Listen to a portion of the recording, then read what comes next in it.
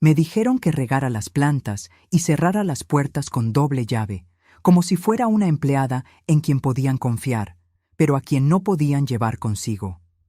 «Estás demasiado vieja para vuelos largos, suegra. Solo cuida la casa». Eso dijo mi nuera antes de salir para el aeropuerto. No vieron mi cara cuando se fueron. No dije una palabra, solo asentí. Pero lo que no imaginaban es que habían olvidado los pasajes encima de la mesa. Y lo que hice a continuación lo cambiaría todo. Esa tarde marcó el día en que finalmente me negué a ser invisible. Pero antes de continuar, si esta historia te toca el corazón, no olvides dejar tu me gusta, suscribirte al canal y contarnos desde dónde nos estás escuchando. Vuestro apoyo significa mucho para nosotros. Ahora, continuemos. Soy Guadalupe, una mujer que dedicó su vida a cuidar de su familia, primero de mi marido y luego de mi hijo. Pero nunca imaginé que a los 72 años redescubriría mi propia voz. Ocurrió un martes cualquiera, de esos que normalmente pasarían sin dejar ninguna huella en la memoria. Estaba en la cocina, preparando el almuerzo para mi hijo, Alejandro. Las papas ya burbujeaban en el agua y el aroma del ajo rehogado llenaba el ambiente. Fue entonces cuando Alejandro entró en la cocina con su nuera Isabel a su lado. Ambos traían esa sonrisa artificial que yo conocía bien. El tipo de sonrisa que precede a las malas noticias disfrazadas de buenas intenciones.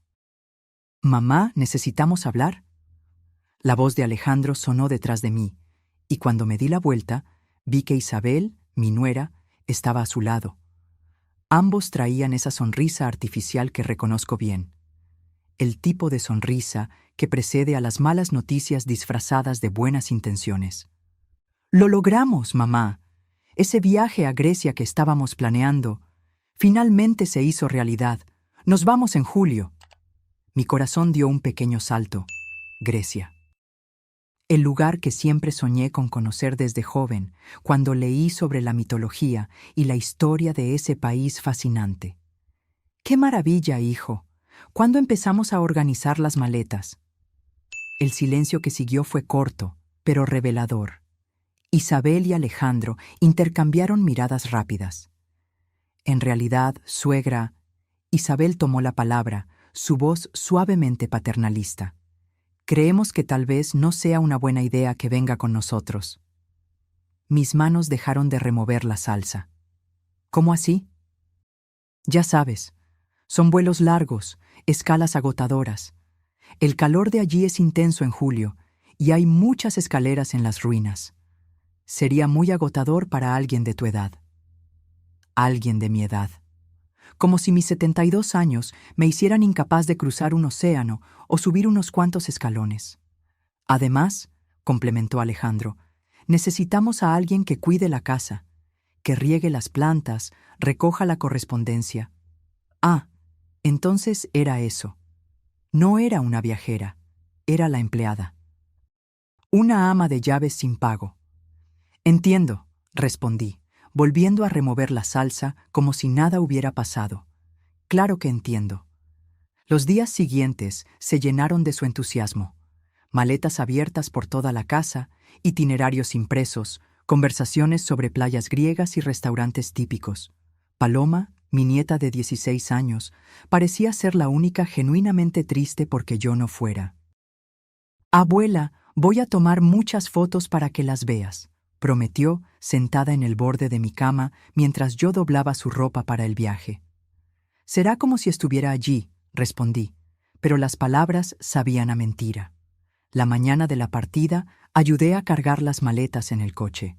Alejandro verificó varias veces si tenía todos los documentos, mientras Isabel daba las últimas instrucciones sobre la casa. «No olvides regar las orquídeas solo una vez por semana.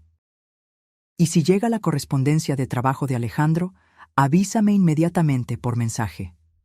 Acepté todo, sonriendo y asintiendo mientras el coche se alejaba. Me quedé allí parada, sintiendo el peso de 72 años de vida, la mayoría de ellos dedicados a cuidar de los demás. Primero de mi marido, luego de mi hijo, y ahora, aparentemente, de una casa vacía. Volví a entrar y me serví una taza de té. Fue entonces cuando noté el sobre la mesa de la cocina. Al acercarme, vi que eran los pasajes. Los tomé en mis manos, mirando cada detalle.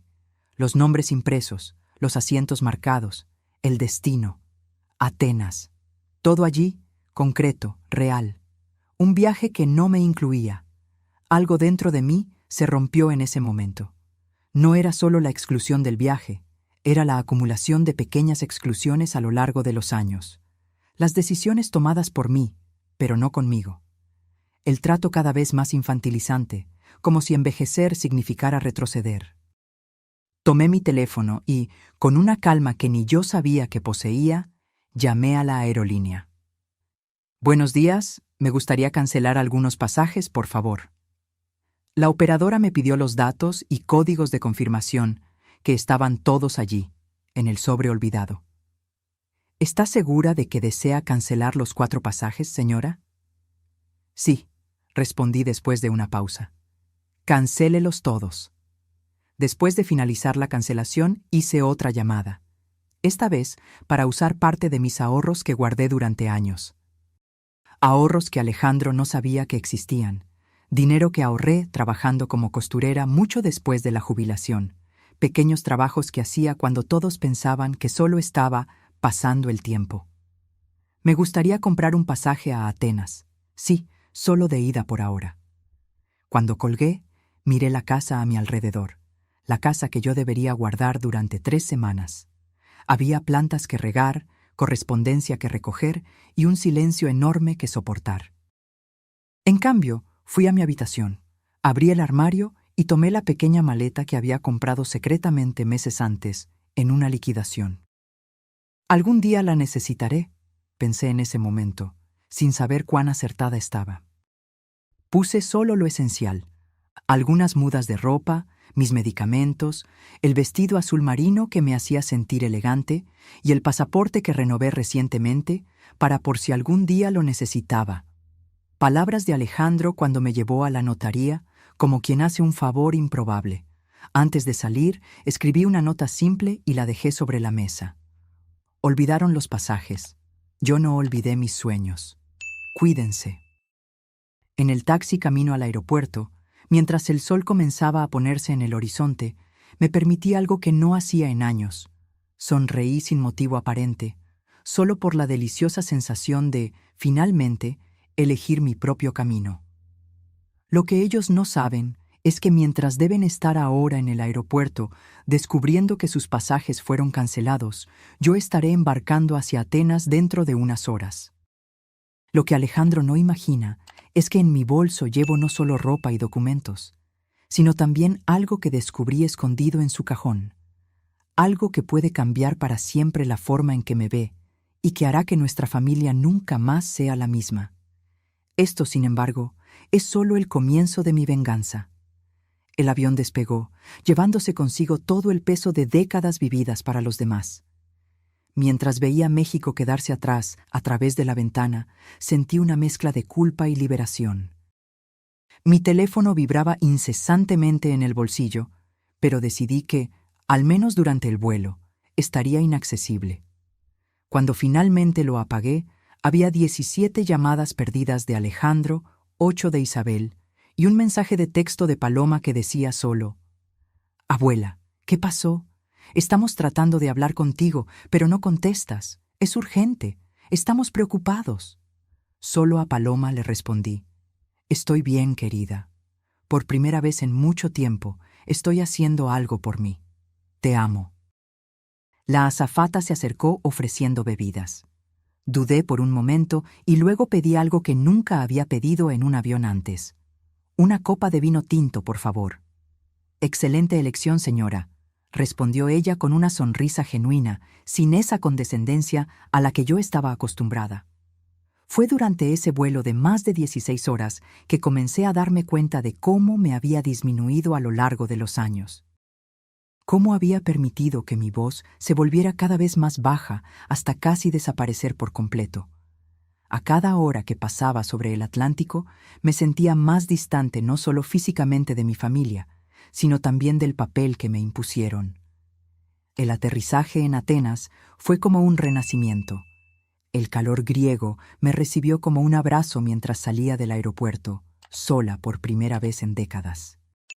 Tomé un taxi y le mostré al conductor la dirección de una pequeña pensión que había reservado todavía desde México.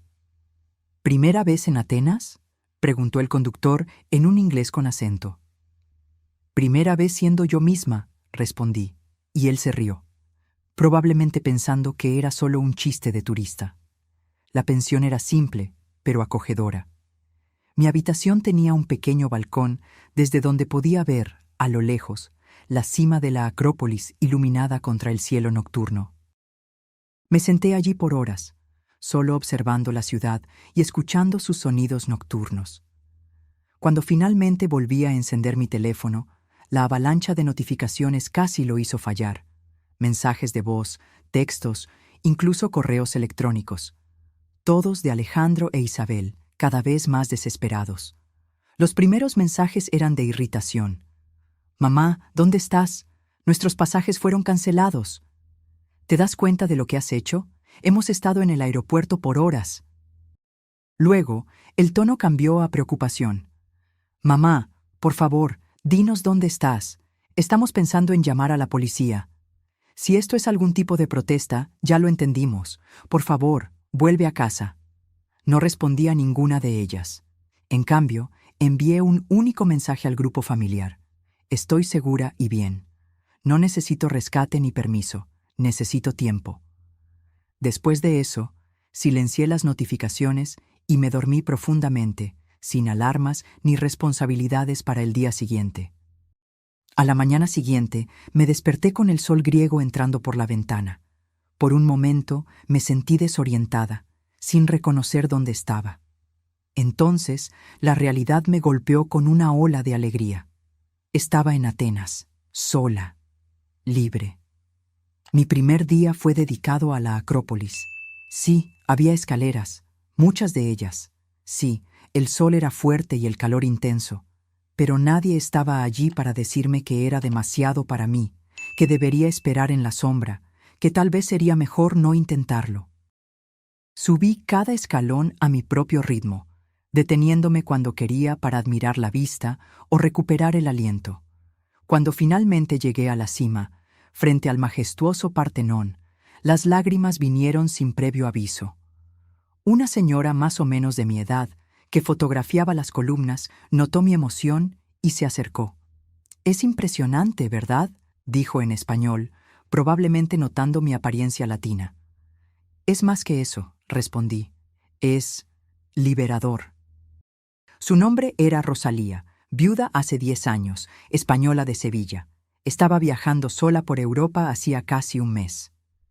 Mis hijos pensaron que estaba loca cuando les dije que viajaría sola a los 74 años, contó mientras almorzábamos en una pequeña taberna cerca de la Acrópolis.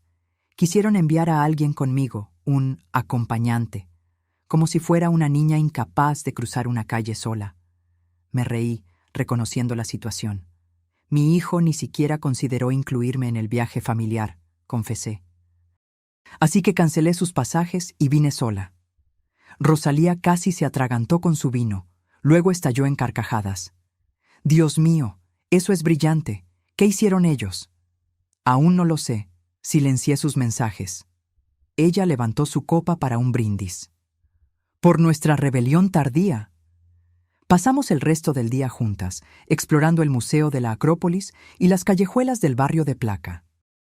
Rosalía era exactamente el tipo de compañía que yo necesitaba. Alguien que entendía lo que significaba reclamar su propio espacio después de años viviendo para los demás. En el tercer día en Atenas, compré una postal y se la envié a Paloma. Era una imagen de la puesta de sol sobre el Partenón, y en ella escribí solo: «Nunca dejes que decidan lo que puedes o no puedes hacer, querida. Tu abuela está descubriendo esto un poco tarde, pero todavía a tiempo». Fue esa tarde, sentada en un café, que me di cuenta de lo que había traído conmigo además de ropa y documentos. En la prisa de la partida, terminé poniendo en la maleta una pequeña caja que encontré escondida en el cajón de Alejandro días antes. Dentro de ella había cartas Cartas de amor dirigidas a él, pero no escritas por Isabel. Cartas firmadas por una tal Mariana, fechadas hasta 3 meses atrás. Mi hijo, el hombre que me juzgaba incapaz de viajar sola, que me confinaba al papel de guardiana de la casa y cuidadora, mantenía una relación extramatrimonial. Me senté allí, con las cartas en mis manos, pensando qué hacer con esa información. Podría usar aquello como un arma, exponer su hipocresía, destruir la imagen de familia perfecta que tanto se esforzaba por mantener. La venganza podría ser rápida y devastadora. Pero mientras observaba a las personas pasar, viviendo sus vidas bajo el sol griego, me di cuenta de que no quería cargar ese peso conmigo. Esas cartas no eran mi historia, eran la de él. Mi historia apenas estaba comenzando, a los 72 años, en una cafetería en Atenas. Esa noche, Rosalía me hizo una invitación inesperada. Voy a Florencia mañana. Ven conmigo. Italia en julio es un sueño. Miré mi teléfono. Había más mensajes sin leer, más llamadas perdidas. La casa en México seguía allí, vacía, esperando que yo volviera a mi lugar designado. ¿Por qué no?, respondí, sintiendo una ola de adrenalina. Siempre quise ver los museos de Florencia. Y así, lo que iba a ser una pequeña rebeldía se transformó en algo más grande, un viaje de redescubrimiento que apenas estaba comenzando. Florencia nos recibió con su aire renacentista y calles de piedra que contaban historias de siglos. Rosalía y yo nos hospedamos en un pequeño hotel cerca del Ponte Vecchio, con vista al río Arno. En nuestro primer día pasamos horas en la Galería de los Uffizi, maravilladas con las obras de Botticelli y Da Vinci. «Mira el nacimiento de Venus», dijo Rosalía mientras estábamos frente a la famosa pintura. Una mujer emergiendo, renaciendo. ¿No es exactamente lo que estamos haciendo? Sonreí, reconociendo la verdad en sus palabras. Yo estaba, de hecho, emergiendo de algo, de las expectativas ajenas, de los papeles impuestos, de la invisibilidad. Por la noche, sentada en el balcón del hotel, finalmente decidí revisar mi teléfono de nuevo. Había un mensaje de voz de Paloma que me hizo sonreír. «Abuela, recibí tu postal. No le conté a papá, pero quería decirte que te admiro mucho. Están locos aquí, pero yo entiendo por qué lo hiciste. Cuando sea grande, quiero ser valiente como tú». Valiente. Nadie me había llamado así en décadas. Generalmente, los adjetivos que escuchaba eran testaruda, difícil o, en el mejor de los casos, servicial. Nunca valiente. También había un mensaje de mi hijo que me dejó inquieta. «Mamá, descubrimos que estás en Europa. Si esto es algún tipo de venganza, ya lo lograste. Por favor, vuelve a casa. Estamos preocupados por tu salud. Nunca habías viajado sola antes». Él tenía razón en un punto. Era una venganza. No planeada, no premeditada, pero aún así una venganza contra años de desvalorización. En cuanto a mi salud, nunca me había sentido tan viva. En Florencia, noté pequeños cambios en mí misma. Me sentaba más erguida en los cafés. Hablaba con más firmeza al pedir información. Sonreía a extraños sin ese miedo a molestar que siempre cargué. Una tarde, mientras caminábamos por el jardín de Bóboli, Rosalía comentó sobre la transformación. «Pareces diferente a cuando nos conocimos en Atenas». «¿Diferente cómo?» «Más presente, menos apologética, como si estuvieras ocupando tu espacio sin pedir permiso». Era verdad. Estaba reaprendiendo a existir por mí misma, no solo en función de los demás. Nuestra siguiente parada fue Lisboa. Rosalía se resfrió durante el viaje y pasé 2 días cuidándola en nuestro hotel. La diferencia es que esta vez, el cuidar era una elección, no una obligación. Cuando se recuperó, exploramos la ciudad juntas, subiendo y bajando las colinas, comiendo pasteles de nata en Belém, escuchando fado en pequeñas casas de espectáculos. Fue en Lisboa, escuchando esas canciones melancólicas sobre la nostalgia y el destino, que decidí finalmente llamar a Alejandro. «Mamá, gracias a Dios. ¿Dónde estás? Estamos desesperados aquí». Su voz traía esa mezcla de alivio e irritación, como si estuviera hablando con un niño que se perdió en el supermercado. Estoy en Lisboa, respondí con calma. Antes estuve en Atenas y Florencia. El silencio del otro lado fue revelador. Él no esperaba esa respuesta. ¿Lisboa? ¿Cómo así? ¿Cómo te las estás arreglando? ¿Quién está contigo? Me estoy arreglando muy bien, gracias. Y estoy con una amiga. ¿Amiga? ¿Qué amiga? Mamá, esto no tiene sentido. ¿Cancelaste nuestro viaje para luego viajar sola por Europa? ¿Por qué? La pregunta que yo esperaba hacía semanas. ¿Por qué? Porque ustedes decidieron que yo era demasiado vieja para viajar, pero lo suficientemente joven como para cuidar la casa. Porque ustedes planearon conocer Grecia sabiendo que era mi sueño y no les importó excluirme. Porque me cansé de ser un mueble en su casa, Alejandro. Eso es un absurdo. Solo estábamos pensando en tu bienestar. Nunca te quejaste antes. Ese es exactamente el problema, respondí, sintiendo una calma sorprendente. Nunca me quejé, nunca dije que no. Siempre acepté el lugar que me dieron, pero eso se acabó. ¿Y las cartas? Preguntó de repente, su voz cambiando de tono. ¿Revisaste mis cosas antes de partir? Entonces él había notado la ausencia de las cartas. Por un momento, consideré usar esa información, lanzarle a la cara su hipocresía. En cambio, respiré hondo. Sí, encontré las cartas y me las traje conmigo. Mamá, no entiendes. Entiendo perfectamente, interrumpí. Pero no te preocupes. Tu vida privada es tuya. No voy a interferir en ella, así como espero que no interfieras más en la mía. Colgué antes de que él pudiera responder. Rosalía me observaba con una sonrisa de aprobación.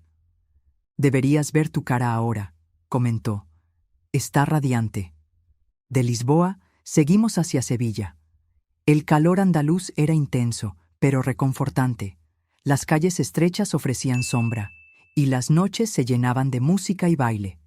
En una de esas noches asistimos a un espectáculo de flamenco que me emocionó profundamente. Mira a esa bailarina, señaló Rosalía a una mujer de cabello canoso que bailaba con una intensidad impresionante. Debe tener al menos 60 años y mira cómo domina el escenario. Observé fascinada la forma en que ocupaba el espacio, cómo cada movimiento era deliberado y poderoso. No había fragilidad allí, solo fuerza y presencia. Al día siguiente, compré una bufanda roja vibrante en una tienda local, un color que nunca habría usado antes, considerándolo demasiado llamativo para una señora. Por la noche, llamé a Paloma. «Abuela, ¿dónde estás ahora?» «En Sevilla, querida. Es una ciudad hermosa, llena de música y color». «Papá está furioso», confesó, bajando la voz como si estuviera compartiendo un secreto. «Y mamá ha estado muy callada desde que llamaste». «¿Y tú, cómo estás?» «Estoy bien. De hecho, estoy orgullosa de ti. Siempre pensé que era injusto cómo te trataban a veces». Mis ojos se llenaron de lágrimas. «Gracias, querida. Eso significa mucho para mí». «Abuela». «Vas a volver, ¿verdad?» La pregunta flotó en el aire. Yo misma aún no sabía la respuesta. «Voy a volver, sí, pero no para ser la misma persona que se fue de ahí». «¿Prometes enseñarme a ser valiente como tú cuando vuelvas?» Sonreí, secando las lágrimas. «Lo prometo. Pero tú ya eres valiente, Paloma. Solo necesitas descubrirlo, así como yo lo descubrí». Granada fue nuestra siguiente parada. La Alhambra, con sus jardines exuberantes y arquitectura morisca, parecía sacada de un sueño. Mientras caminábamos por sus patios y salones decorados, pensé en cómo había pasado tanto tiempo cuidando de una casa que nunca realmente sentí como mía. «¿Qué vas a hacer cuando vuelvas?», preguntó Rosalía mientras descansábamos a la sombra de un naranjo en los jardines del Generalife. «Aún no lo sé con certeza», confesé, «pero sé lo que no voy a hacer. No voy a volver a ser invisible». Esa tarde, sentada en uno de los miradores con vista a la ciudad, Abrí mi pequeño cuaderno de viaje, algo que compré en Atenas en el segundo día, y comencé a escribir. No eran solo recuerdos del viaje, sino declaraciones para mí misma. No me disculparé más por ocupar espacio. No pediré permiso para tener deseos. No seré más la última en la lista de prioridades, ni en la lista de los demás, ni en la mía propia. Esa noche, recibí un mensaje inesperado de Isabel. Doña Guadalupe, sé que debe estar enojada con nosotros, y con razón. Quiero que sepa que fue mi idea no incluirla en el viaje. Alejandro dudó, pero yo insistí. Dije que sería agotador para usted, que sería mejor quedarse en casa. La verdad es que yo quería vacaciones sin tener que preocuparme por alguien más. Fue egoísta y cobarde. Y peor aún, disfrazamos de cuidado lo que era en realidad exclusión. Entiendo su enojo. Solo quería que supiera que reconozco mi error. Leí el mensaje varias veces, sintiendo una mezcla de emociones. Había enojo, sí, pero también una cierta satisfacción al ver que mi ausencia los hizo reflexionar. Decidí no responder de inmediato. Algunas verdades necesitan tiempo para ser digeridas, tanto las que recibimos como las que ofrecemos. De Granada, seguimos a la costa. Cádiz nos recibió con sus playas de arena blanca y el azul intenso del Atlántico. Por primera vez en décadas, me puse un traje de baño y entré en el mar. Rosalía me tomó una foto, emergiendo de las olas, con el cabello mojado, una sonrisa abierta. Le envié esa foto a Paloma con el mensaje: nunca es tarde para redescubrirse. Pasamos nuestros últimos días en España, en Barcelona, donde la arquitectura de Gaudí parecía hacer eco de mi propio estado interior, algo que estaba en constante transformación, desafiando expectativas y convenciones. Fue en Barcelona, sentada en un banco del Parque Güell, que finalmente respondí al mensaje de Isabel. Gracias por la honestidad. No fue fácil de escuchar, pero es necesario. Volveré pronto, pero necesito que entienda. Las cosas serán diferentes a partir de ahora. También envié un audio a Alejandro. Hijo, vuelvo la próxima semana. Estos días lejos me han hecho darme cuenta de muchas cosas, incluso de cuánto permití ser borrada poco a poco en mi propia vida. Si quieres que yo siga siendo parte de la tuya, necesitarás verme, realmente verme, como una persona entera, con deseos, sueños y capacidad. No como una niñera conveniente, no como una planta que solo necesita agua ocasional y un lugar al sol. Como tu madre, sí, pero también como Guadalupe, una mujer que, a los 72 años, descubrió que aún tiene mucho por vivir. La despedida de Rosalía fue emocionante. Prometimos mantenernos en contacto y tal vez, en el futuro, hacer otro viaje juntas. Tú transformaste lo que podría haber sido solo una pequeña rebeldía en un viaje de renacimiento, dijo ella mientras nos abrazábamos en el aeropuerto. Nunca olvides a la mujer que descubriste en este viaje. El vuelo de regreso a México se llenó de reflexiones. Mirando por la ventana del avión, pensé en cómo había partido con enojo y estaba volviendo con algo mucho más valioso: claridad. Claridad sobre quién era, lo que merecía y cómo quería vivir el resto de mis días.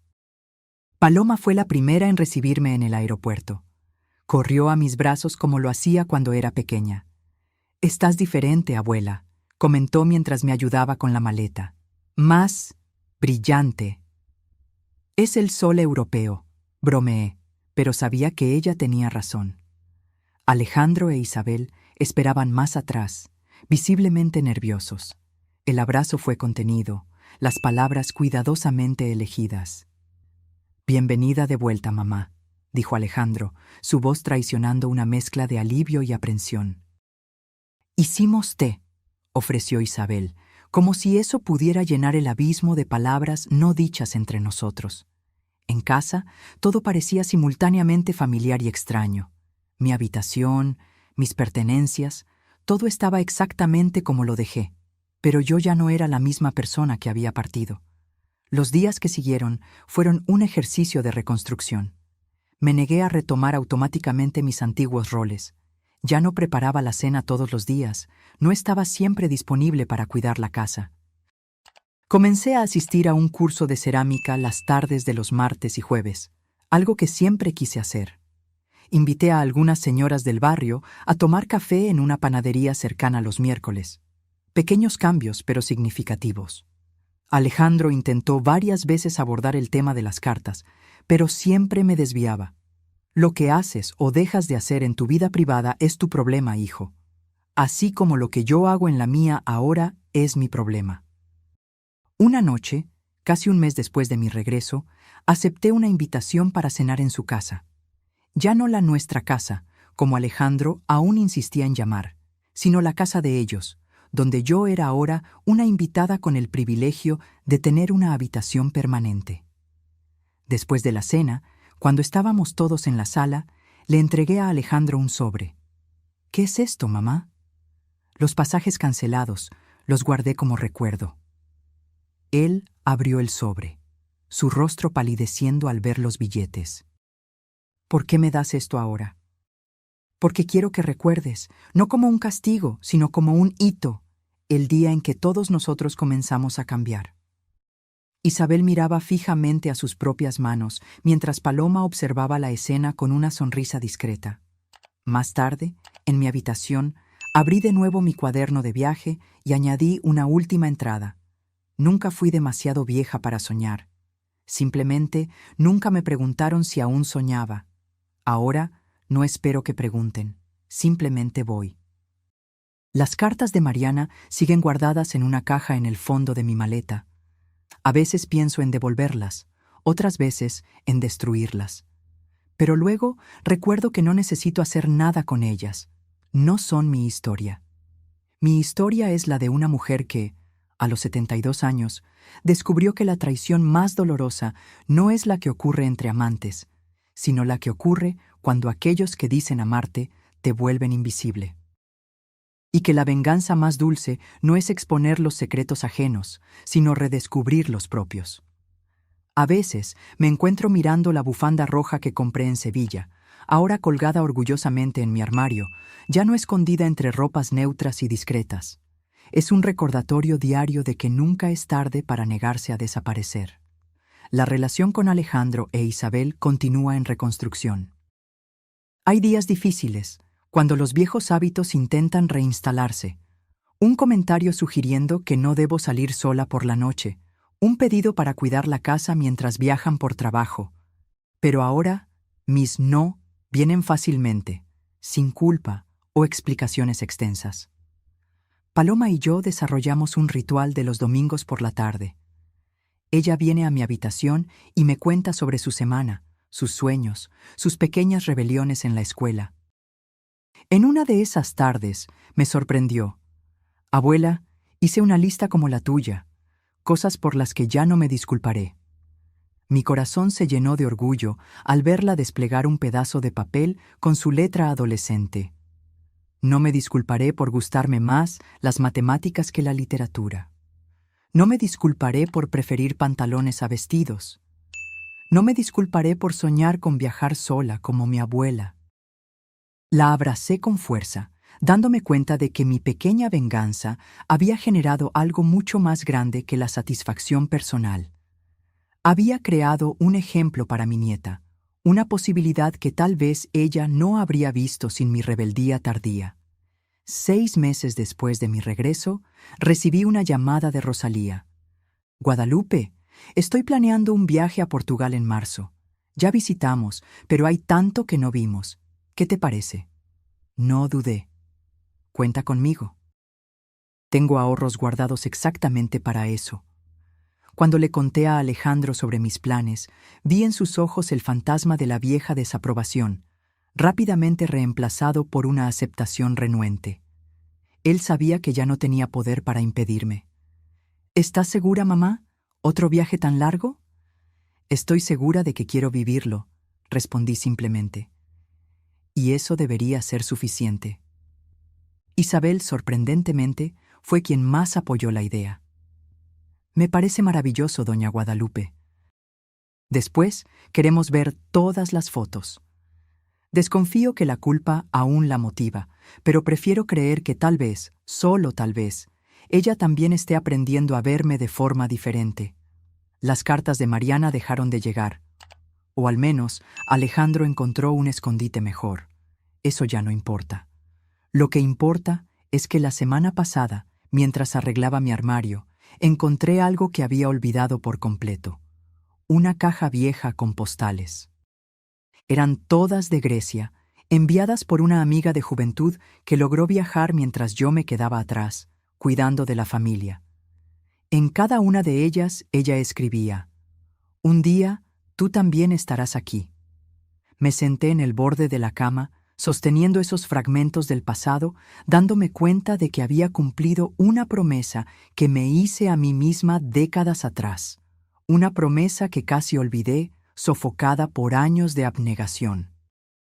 Esta mañana, mientras tomaba mi café en el balcón, un nuevo hábito que adquirí, inspirada en las mañanas europeas, Alejandro se unió a mí, algo raro en los días de semana. «Mamá, estamos planeando un viaje familiar para Año Nuevo». Me preparé para la exclusión habitual, la frase amable explicando por qué sería mejor que me quedara. «Nos gustaría mucho que vinieras con nosotros, a Chile, a conocer los lagos. Si quieres, claro». La invitación vino sin condescendencia, sin ese tono que sugiere que están haciendo un favor. Era una invitación genuina, de igual a igual.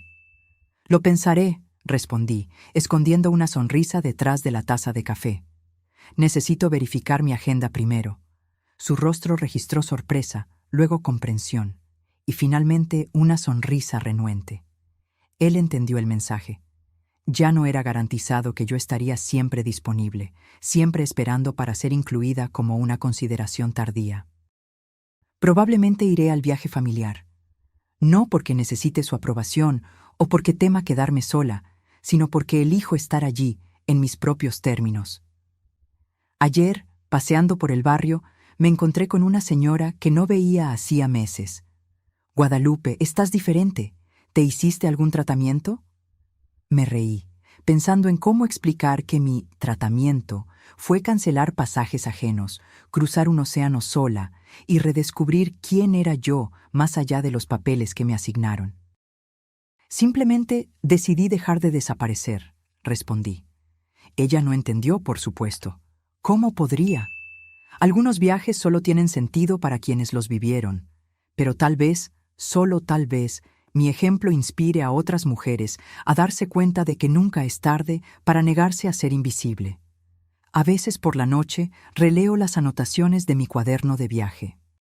Son un recordatorio de que la mayor traición que sufrí no fue la de las cartas escondidas en el cajón de mi hijo, sino la que yo cometí contra mí misma al aceptar por tanto tiempo ser menos de lo que soy. La venganza más dulce no fue embarcar en ese avión o dejarlos desesperados en el aeropuerto. Fue redescubrir, a los 72 años, que aún había una Guadalupe esperando para emerger. Una mujer que no necesita permiso para soñar, para viajar, para existir plenamente. Esta noche, mientras arreglo lentamente mi maleta para la próxima aventura con Rosalía, me doy cuenta de que finalmente entendí. La verdadera venganza contra quienes te hacen sentir pequeño no es disminuirlos a cambio. Es crecer tanto que el espacio en el que intentaron confinarte se vuelve demasiado pequeño para contener a quien realmente eres. Y en ese crecimiento, en esa expansión más allá de las fronteras impuestas, encontré no solo libertad, sino también perdón. No solo para ellos, sino principalmente para mí misma, por todos los años en que permití que mi luz fuera atenuada. Ahora, mi luz brilla más fuerte que nunca. Y eso, más que cualquier destino que pueda visitar, más que cualquier confrontación que pueda vencer, es la mayor victoria de todas. Esta historia es sobre cómo una mujer, después de décadas apagándose para caber en la vida de los demás, decidió encender su propia luz. ¿Y tú? ¿Qué harías si estuvieras en su lugar? ¿Habrías cancelado los pasajes? ¿Habrías viajado sola? ¿O habrías cuidado la casa como te pidieron? Deja tu opinión en los comentarios y no olvides dar me gusta y suscribirte al canal para más historias como esta.